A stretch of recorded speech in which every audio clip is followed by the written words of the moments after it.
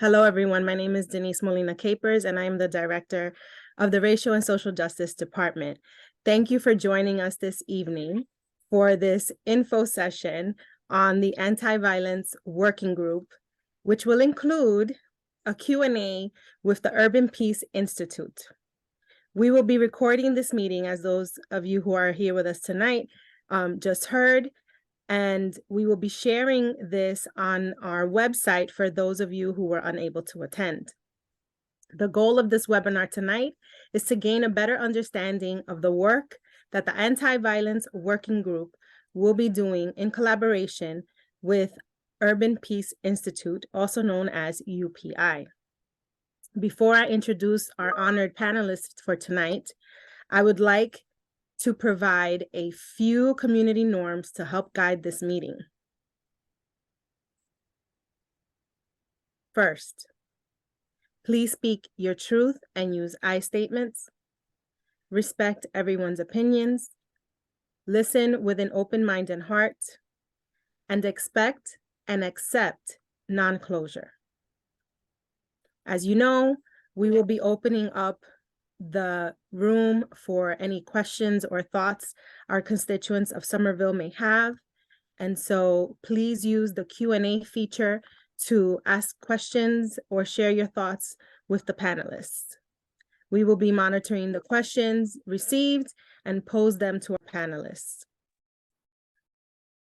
So before I begin, I would like to share with you the mission of the Anti-Violence Working Group. It is to bring together the broad voices and lived experiences of the city of Somerville in order to develop a socially equitable and thriving community by implementing policies, programs, and initiatives that collectively promote peace while preventing, intervening, and reducing violence. In all the work that the Anti-Violence Working Group will do, they will value peace, collaboration, empathy, dignity, and respect. The application period to be a part of the Anti-Violence Working Group has passed. However, there will be other ways to engage with the work that the working group will be doing in the coming months. To find out more about these opportunities, we invite you to visit our webpage and follow us on social media. I will be sure to share those at the end of our webinar for those of you who will need the information. So, without further ado, tonight our two panelists and collaborators in this work are from the Urban Peace Institute. In a few moments, the UPI team will tell us about the work that they do and how they will be supporting the Anti-Violence Working Group in Somerville in addressing violence in our city. We are specifically joined by Eric Lamb and Sal Garcia. And now I am honored to be able to hand it over to them so that they can share with us their expertise and the wonderful work that they do across the nation. Eric and Sal, the floor is yours. Thank you, Denise. Before I start, I just wanted to thank the city of Somerville and the staff at the Department of Racial and Social Justice for having us today. And most importantly, I want to thank you all for being here. My name is Eric Lamb. I'm the program director at Urban Peace Institute, also known as UPI. Our goal today is to introduce ourselves and share about what Urban Peace Institute is and does. I'll go ahead and hand it off to Saul to introduce himself.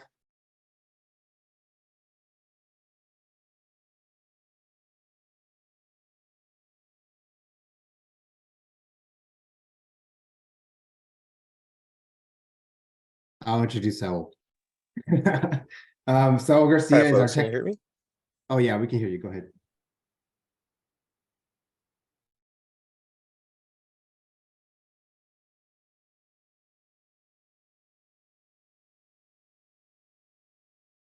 I think there's a delay. Yeah, there's definitely a delay. That's okay. I'll go ahead and continue.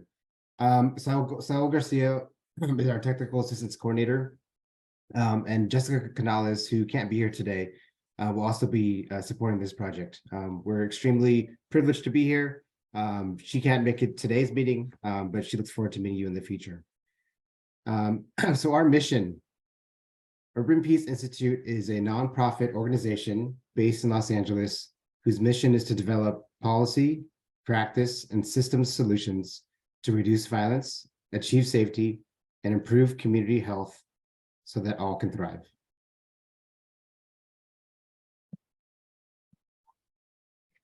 UPI is a social justice nonprofit based in Los Angeles. Like I said, we began as a program of the Advancement Project in 1999, and we expanded to become an independent organization in 2015.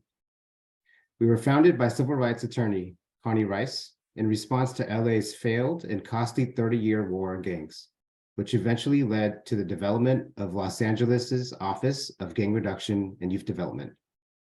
That office invests more than $30 million in community-based organizations to provide violence prevention and intervention services in LA's most violent areas. We are focused on violence reduction, public safety, and justice reform, utilizing strategies of community organizing, litigation, policy advocacy, training, and technical assistance and research. We've been privileged to have a national presence in cities across the country promoting community health and safety, developing community safety strategies, and sharing best practices and common challenges.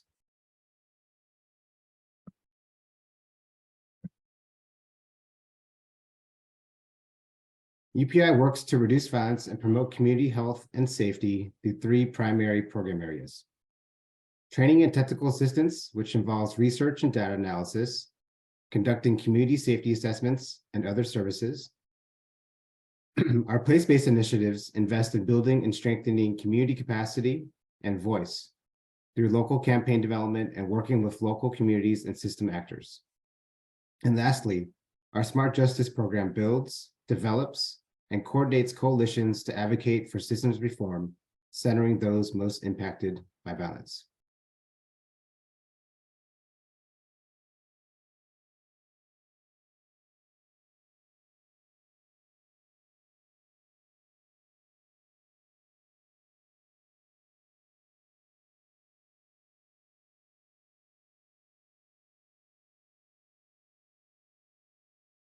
Some examples of our technical assistance include violence response and strategy development. This is seeking to create a roadmap to address a public safety concern. It builds cohesion among stakeholders, it expands accountability, leveraging the different resources and assets. And it's also meant to inform local budgets and investments.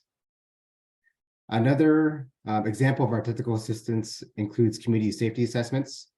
That can include collection and analysis of data, both quantitative and qualitative, identifies community violence dynamics, existing service infrastructure and resources, and current practices around violence prevention and reduction. Another example would also be our violence prevention and reduction training. We've been privileged to support different cities through training for stakeholders, including residents, community violence intervention workers, which may be called street outreach workers, sometimes intervention workers, sometimes violence interrupters, or other partners like law enforcement and others.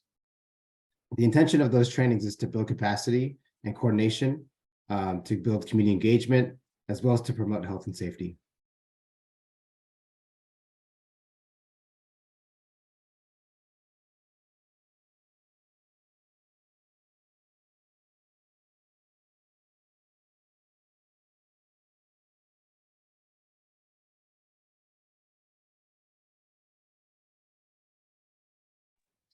Hi, sorry about that. Can y'all hear me? Perfect. So to kind of speak a little bit on the technical assistance work we've done across the country, UPI has actually been invited to cities both small and large throughout the nation. For example, Racine, Wisconsin, where we were invited to train street outreach workers on community violence intervention to provide services to gang-involved populations to help reduce violence. And another one being Long Beach, California. And Racine has about 7,000 folks in their population. Long Beach, on the other hand, has about 400,000 individuals. And we work with them on a series of stakeholder meetings to develop a community-led gun response system to address gun violence. And I think the most important thing to highlight through this work is how Eric mentioned in our technical assistance groups. The common thread is that everything is community-centered, community-led, community-informed. And same way with the work that we do in cities across the country, everything is tailored to that city and even more specifically to the community that we're working with within that city. So although the work has some similarities, it all depends on the community that we're working with at the end of the day.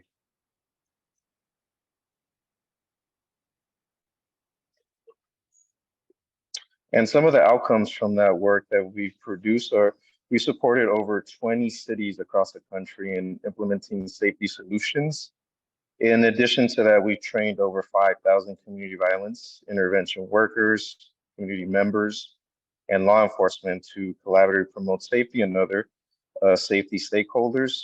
And in addition to that, we don't just go to a city, train them, and then hope for the best. We've connected them to a larger network of local and national practitioners in community violence intervention that can support each other as we move forward in the work and essentially become a resource. So that way, as we move forward and counter new challenges, we can lean on new folks and new partners to help us through this kind of work.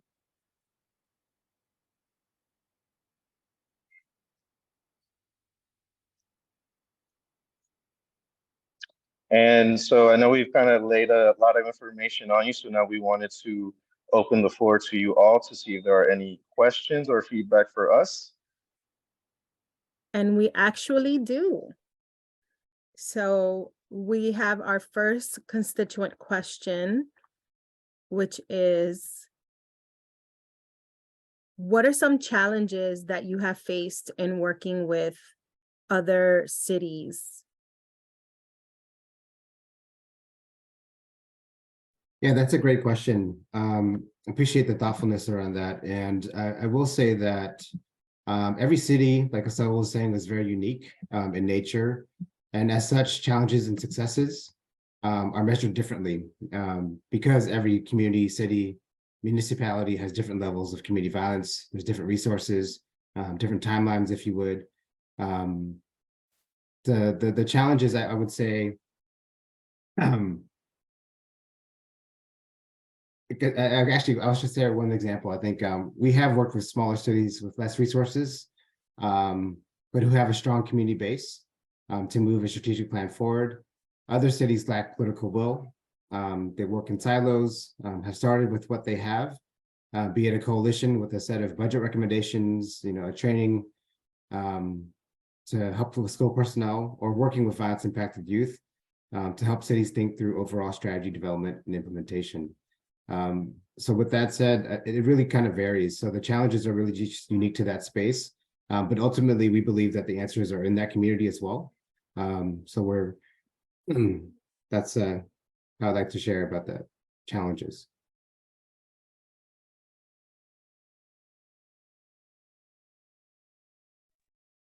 Niece, you're muted.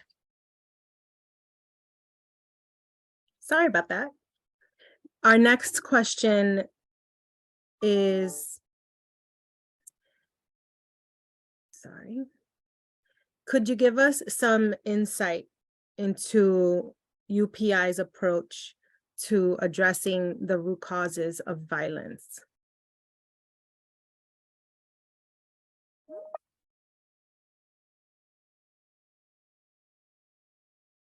Could you hear me? Yeah, so you want to start and I can add? Yeah, so I think kind of piggybacking a little bit off of what Eric mentioned. So the root causes of violence are, I think, to some degree, pretty well understood in regards to their impact on violence. But again, it kind of goes back to the tailoring that needs to be done in every community, because those root causes, they manifest violence in different ways. So it always goes back to, like we mentioned in those community assessments, it's really about understanding what violence looks like in those communities and how we can begin to understand it and then address that further on. I don't know if you wanted to add anything to that, Eric. Yeah, thanks for teeing that off. So I'd add, if anything, it's really about building relationships. I think in communities, there's natural relationships that exist be it, let's say, at the churches, communities, your neighbors, the businesses. From there, there's an understanding certainly with each other as far as how folks communicate, but also there's perceptions of safety and violence, right? So with that said, I think it's important to further understand what the root causes of violence for that particular community are, is to understand the different perceptions of violence in the community. So if it's from a youth, right, someone who's a bit younger, someone who's an adult, maybe it's a senior, maybe someone who's a service provider, to a teacher, to a faith organizer, it's really about understanding the different perspectives, and then allowing some theming to happen from there, and to try to get as much of a comprehensive understanding of it as we can, to kind of fully understand what the potential root causes might be. And additionally, with those root causes, it's really about just as much as understanding the problem, it's about understanding potential solutions. So we have found it important, just as important, to lift up what folks are doing, what's working well, who has access to who do people trust, what do people rally around, where is there some alignment, and that we have found as useful strategies to leverage, to continue to push, let alone a potential solution forward. But that might actually help to, number one, increase safety certainly, but also to begin to chip away at that root cause.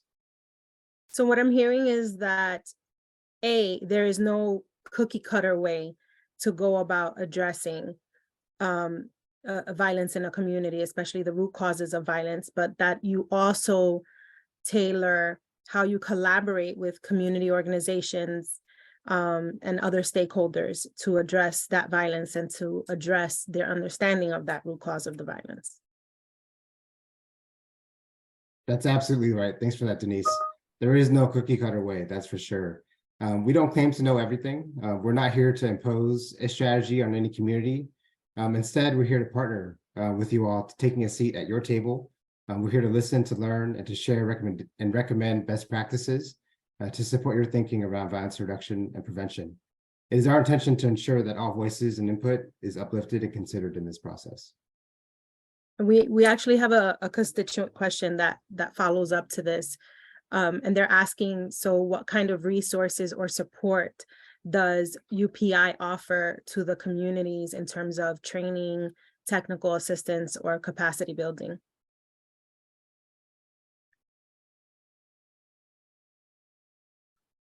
I would say the specific resources that UPI offers can include training, and it could be tailored to a specific audience. Let's say if there's, we've trained departments of mental health, we've trained social service workers, we've trained teachers and school personnel around working with violence impacted communities. But all that to say is those are recommendations that are tailored, right, based on the understanding of what the need is. So I'll say, so as far as Somerville is concerned, I'm not quite sure, but we're excited about the process to partner with you all, to see what's possible, and certainly, to connect you if it's not other resources as well. In your presentation, you mentioned that there were three areas of technical assistance. Could you give us an example of each form of the technical assistance?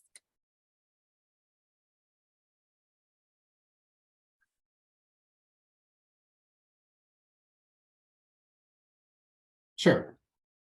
Oh, thanks. I was just pulling up the slide. So the first one is the violence response strategy development. So an example for that was actually what Saul laid out with the city of Long Beach. We gathered a group of stakeholders through recommendations, worked with that group to help facilitate a process around identifying what the top safety concerns were, while simultaneously understanding what resources were being deployed, what need enhancements, where were the gaps, what were the needs, but also how to better leverage and coordinate the resources in that space.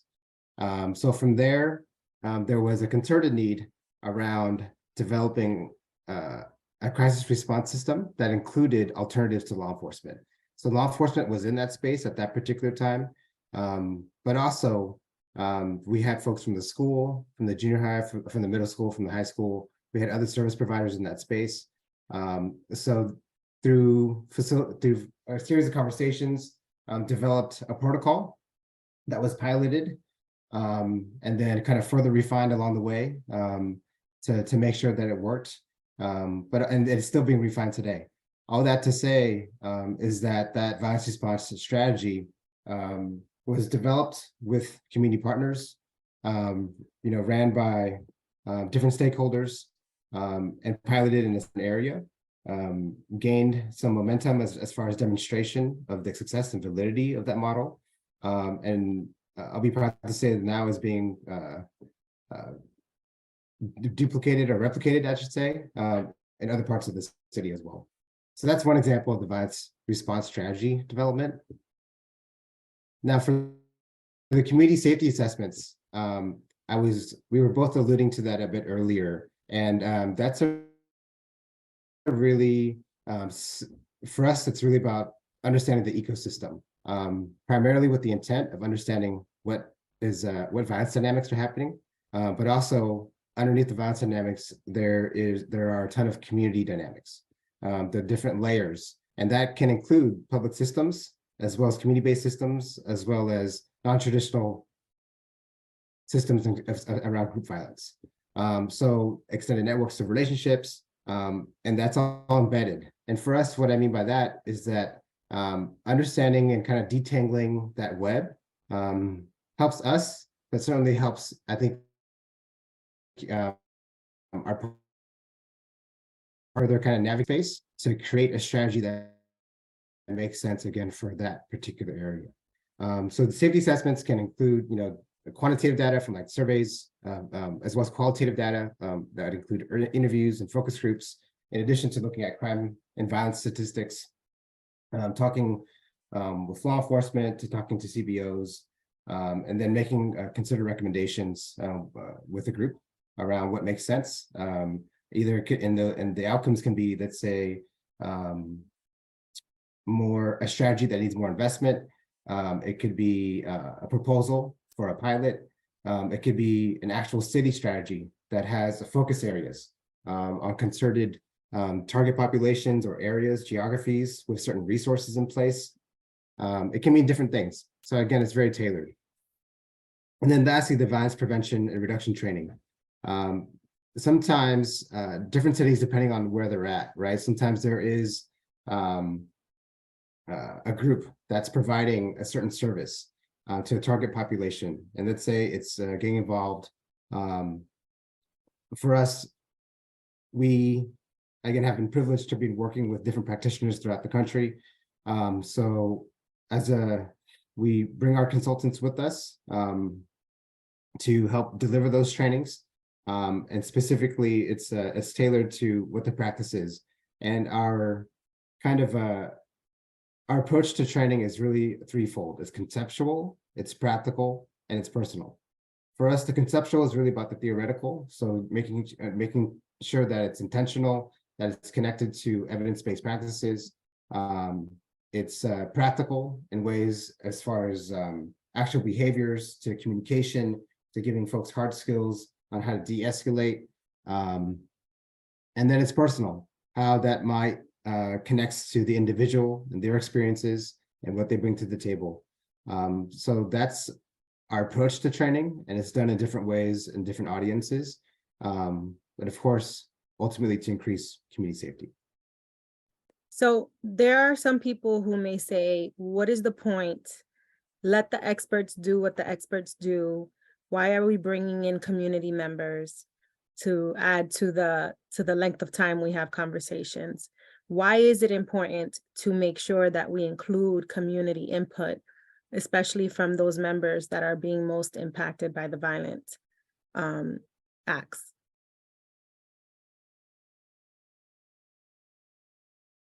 So did you want to answer? And I can add. Yeah, I think the most important reason for that is, although there might be experts in certain areas, the expert of the community is the community resident. And a lot of times, the whole point of centering things around them is because they understand the dynamics better than anybody else could. And so the whole point of bringing them in is because they can actually help out those experts carry out their jobs a little bit more effectively. Again, the community lives there. They're there every day. They live the issues and they use the strengths, and more than anything, they are intertwined with the dynamics that impact the quality of life and safety for them. So it the whole point of bringing them in is so that way experts aren't working on them, but working with them, because ultimately the community members and those experts alike all have the same goal of improving safety and quality of life. And as we've seen in the past, when community's not involved, it's not done the right way. And the community members are the ones who suffer at the end of the day. We have a constituent question that's saying it's very difficult for us to believe that anything is really going to get done about the violence in the city. How do you work to gain community trust and buy-in in this process?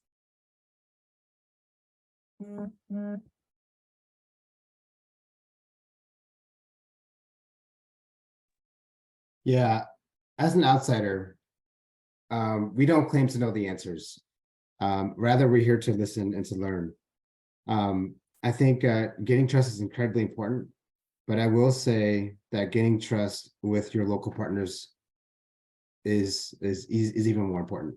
I think when there's alignment, when there's some coalition building, when there's general consensus, not just around the issue, but with potential pathways forward, there is power. So with that said, our approach is rather to help facilitate the processes to get there. We wholeheartedly believe that you all have the answers, but also we'll recommend certainly what we've learned along the way, some of the challenges, some of the pitfalls, and some of the things that have worked to see if they make sense for you all. But of course, that all depends on what's going on as well. So with that said, I feel like gaining trust is a key component, certainly from our perspective, and it takes time.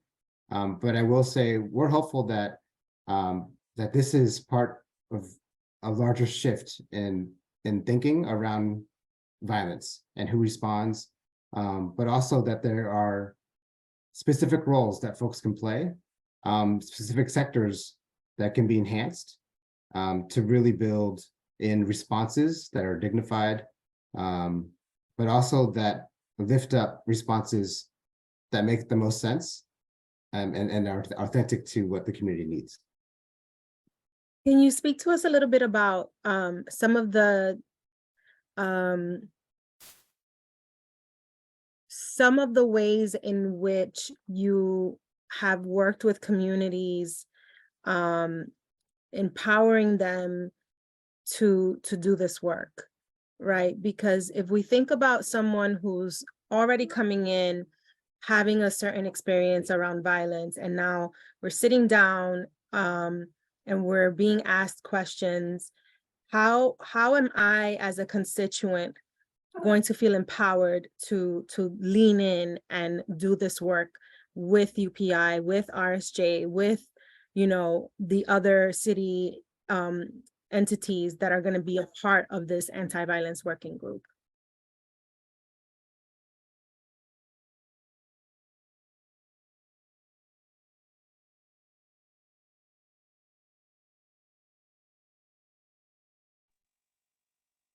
So I think I can add a little bit to that.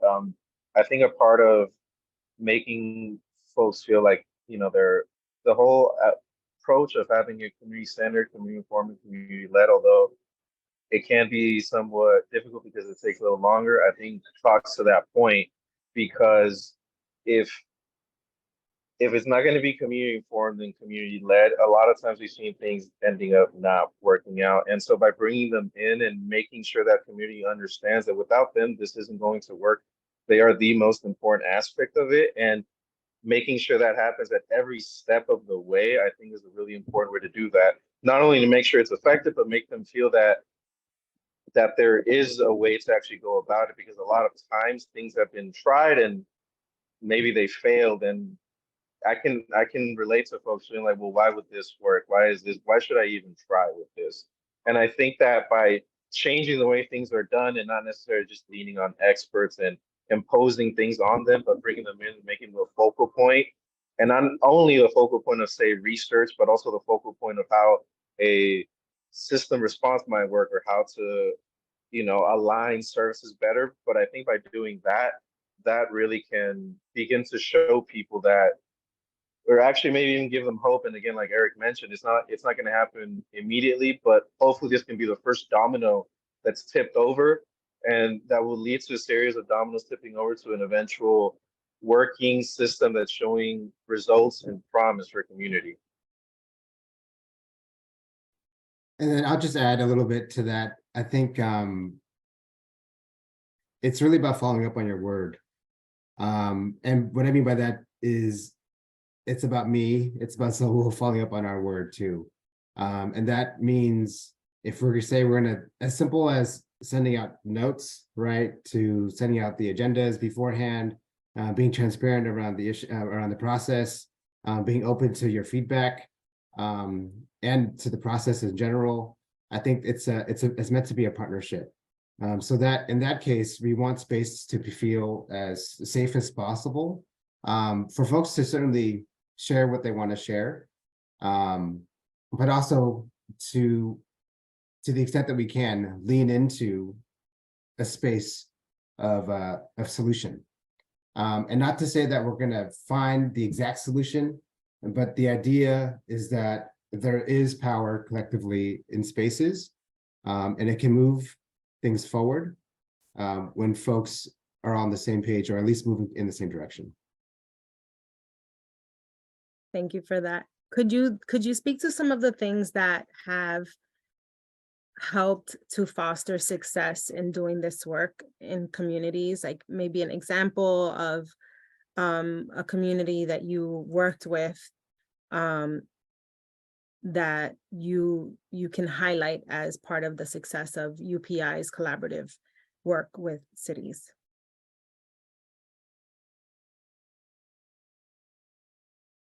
Sure. I remember one particular city, we were brought in to do a series of trainings. And the way it was, we had worked with the partners at that time was we were thinking through what's the right frequency.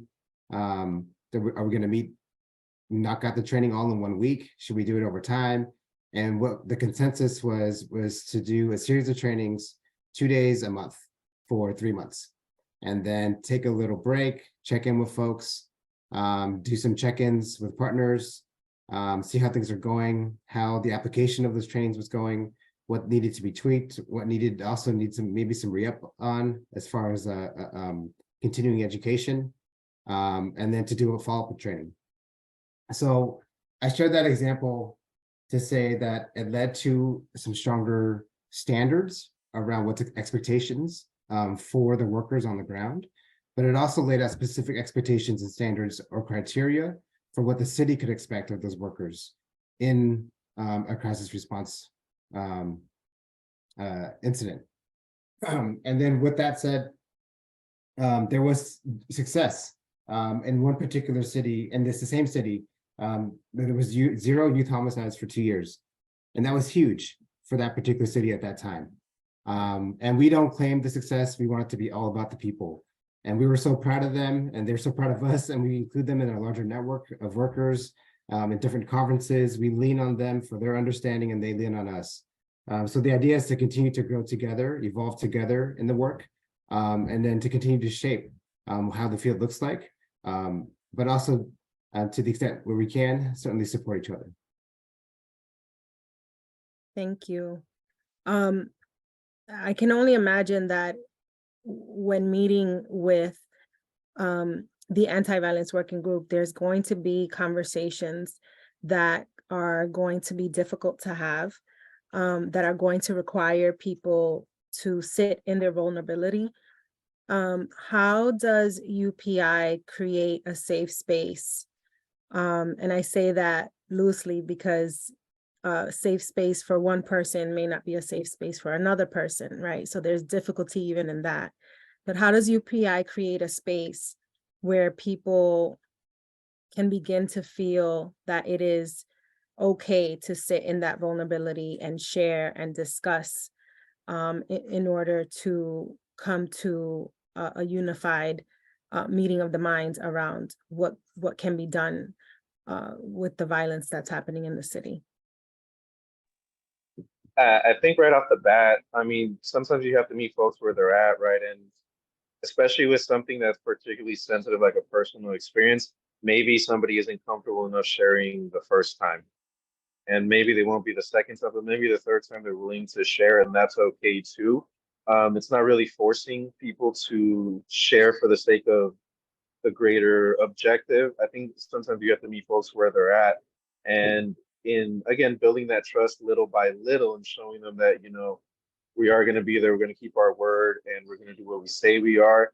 It can make folks feel a little more comfortable because also, there's a certain level of, well, we don't know them. Why would I want to share something with somebody that I don't really know? So I think it's a little bit of being consistent, showing up, doing what we say we're going to do, but then also being understanding and not forcing people to share because it's not our place to get that out of them if they don't want to share it. And it's always meeting them again where they're at and giving them that space to make the decision themselves when they want to share because it's their experience and it's valuable to what we want to do. But again, it's theirs to share whether they want to or not. And it's accepting that and working with them and being patient at the same time. And then I'll add to at each meeting, we'd like to send out like a survey and for feedback, for additional feedback. So if folks don't feel comfortable sharing in that particular space, that survey is definitely another way. Our team also makes ourselves available just in general, just for like a separate, if you want to have a conversation on Zoom or a phone call, if necessary, if needed, or but ultimately, like Sel was saying, we want to provide different avenues for folks to share. So if folks don't feel comfortable sharing out loud, they can certainly share through email, they can certainly share through a survey. And if there's other ways that you all recommend, we're certainly open to those as well. Thank you. We have a constituent question that says, how does UPI help to ensure that the programs or solutions are sustainable? Great question. Sustainability is a huge conundrum, if you would. But sustainability is incredibly important. And for us, we wholeheartedly believe in sustainability, but it goes back to the approach, right? Which is understanding the dynamics, understanding the resources, understanding the current investments, understanding the political will. And it's not necessarily, again, for us to dictate, but we can certainly recommend potential pathways. Sometimes there's state funding, sometimes it's federal funding, sometimes it's other grant opportunities of that nature. But also sometimes there's a demonstration of that, let's say, particular strategy that needs continued investment. And with this, we believe when there is a community base that supports the initiative or an effort, and then when there's multi-sector stakeholders at the table who also believe in the effort, and they're sharing, quote unquote, the gospel of that initiative in different ways in their different offices, in their different departments, there can be, we have found, a natural alignment around opportunity. And with opportunity, there's sustainability. But also with sustainability, there's more eyes on you. And it's not necessarily a bad thing, but we also have to be able to demonstrate, continue to research, to evaluate what's working, what's not, to continue to improve, and then to refine the strategy or initiative itself.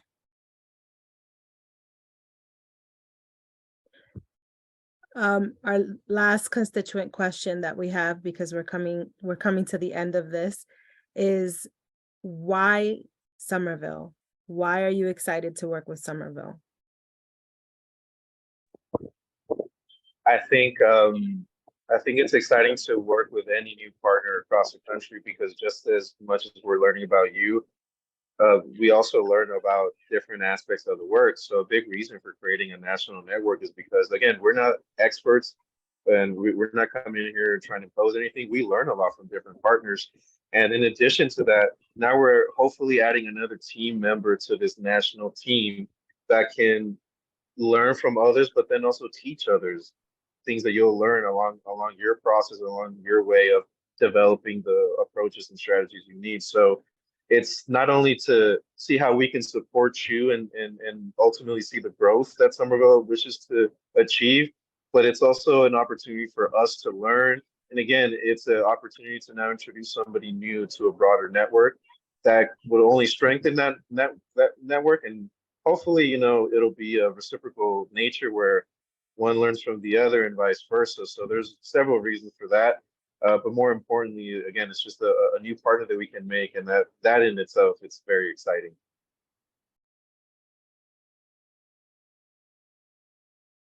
Eric, I wanted to give you a moment just in case you wanted to chime in on that, or. I'll just say, why not Somerville? I mean, I think we're definitely excited about the opportunity. And us getting the opportunity to get to know the Department of Racial and Social Justice. We firmly see the values and the work ethic around this particular work. We want to be able to share what we know and what we don't know. And we're excited about the potential partnership. And then, sorry if you can hear my kids in the back, okay. But yeah, we're extremely excited about the opportunity. And if anything, I just want to, again, thank you for being here. I appreciate your time. Happy to answer more questions as they come through. And again, thanks for having us. Well, we are definitely excited to be working with you all, and we are very much looking forward to learning from you and having your guidance and facilitation in the work that we have to do in Somerville. This is a very this is a pinnacle moment for us, because we are going to put action to an issue that many of our constituents have highlighted as one of their public safety concerns. Saul, I know you have your hand up. And one more thing to add, if anybody does have any other questions or feedback for us, we do have a QR code at the end of that presentation in case anybody just wants to have anything else they would like to share with us. Again, maybe, didn't feel too comfortable during the Zoom space, but we also have our social media there and a link to our homepage in case there's just further curiosity. So we welcome any and all feedback or questions in case it wasn't able to, you didn't make it during this meeting, but looking to hear from you either way. Thank you, Saul. Any final words? Anything that we didn't get in the form of a question that you would like to share? Just wanted to thank you all again. Thank you for the opportunity. And looking forward to learning and listening and to working with you all. Thank you, Eric. Thank you, Saul. We are honored to be working with you and to learn from your expertise. I know, Saul, you said we're not experts, but yes, you are. And that's why we need you and we want to have you here to work with us. And we thank you for your humbleness, for sure. So this brings our Q&A period of this webinar to a close. A special thanks to Eric and Saul for joining us and lending us their wisdom. To all our attendees of this AVWG webinar, we appreciate your engagement and your participation. We hope that you will join us for future webinars on the Anti-Violence Working Group that we will be hosting, as well as the listening sessions that we will be hosting. If you would like to learn more about the Urban Peace Institute, you can do so at https://www.urbanpeaceinstitute.org. For more information about the work that the Anti-Violence Working Group and UPI will be doing in the next few months, as well as the departments, the RSJ departments initiatives, please visit our webpage and follow us on Facebook and Twitter. We've also shared these links in the chat for your convenience. Thank you, everyone, for joining us tonight, and have a lovely evening.